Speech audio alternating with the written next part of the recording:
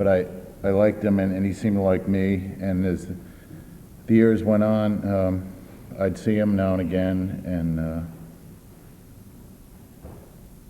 and I had, over the years, lost contact with him, but I had heard about him through our mutual friend Bill, and I eventually moved to Burlington in '84, and I think Michael arrived here shortly thereafter, and I don't know,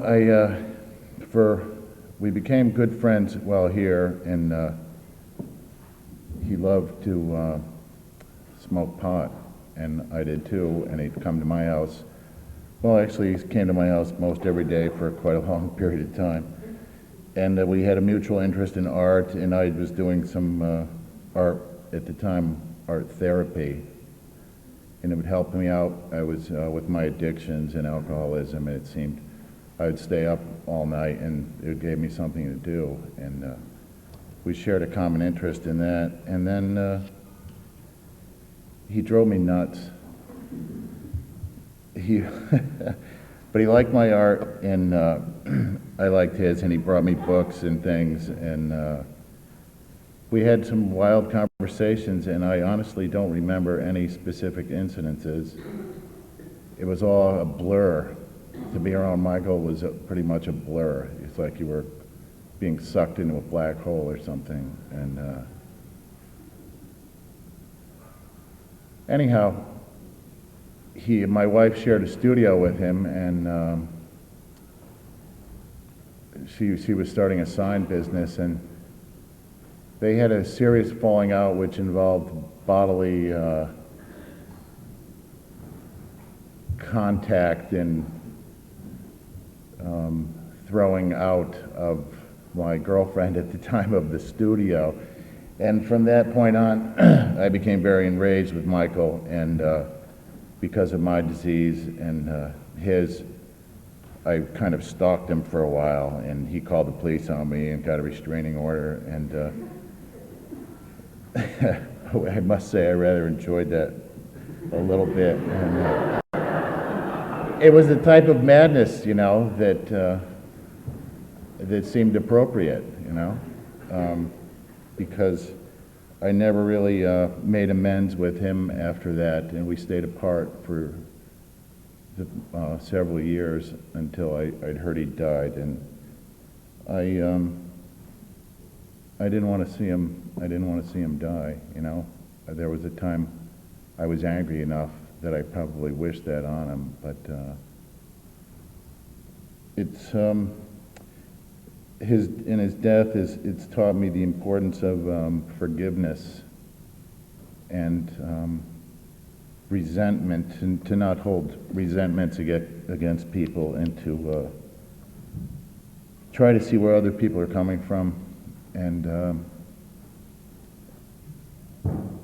maybe realize that they're having a bad day, and there's a lot, you know, there's a lot in that.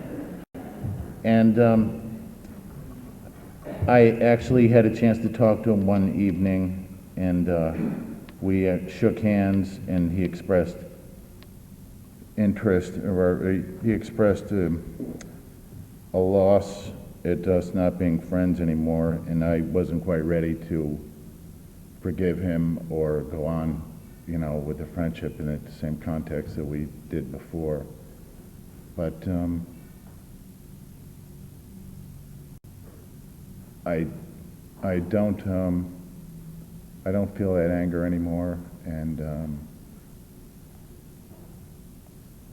I don't ever want to feel that again, or at least keep it for as long as I did.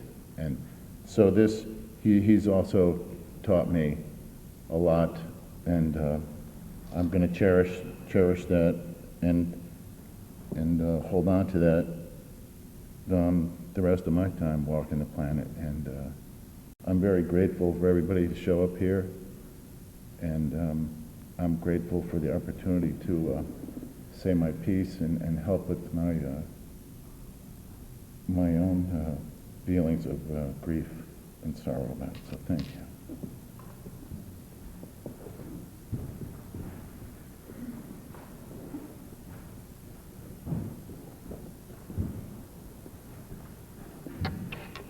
Thank you.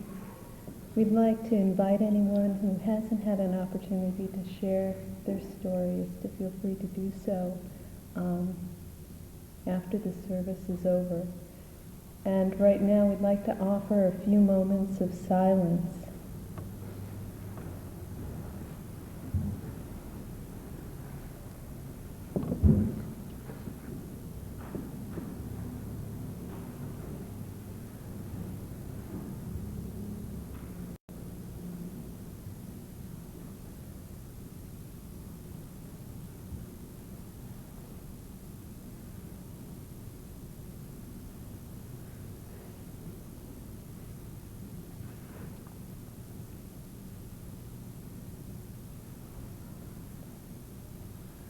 And in the silence, if there's perhaps one word that best describes Michael to you, if you'd like to say that aloud, feel free to do so.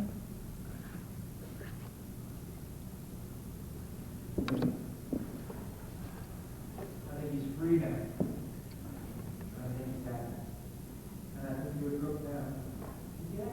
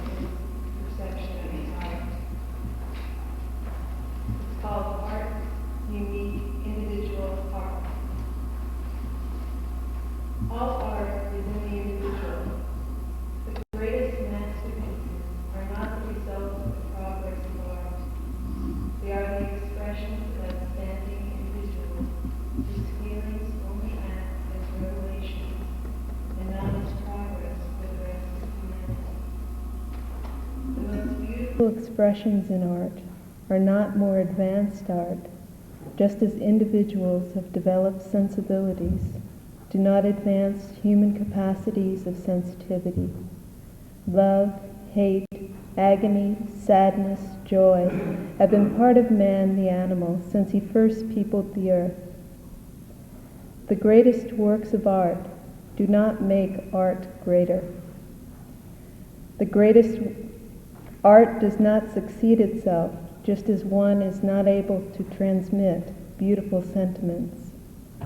Art lives and dies in the unique heart of he who carries it, just as all feelings only live and expand in the souls of those who feel them.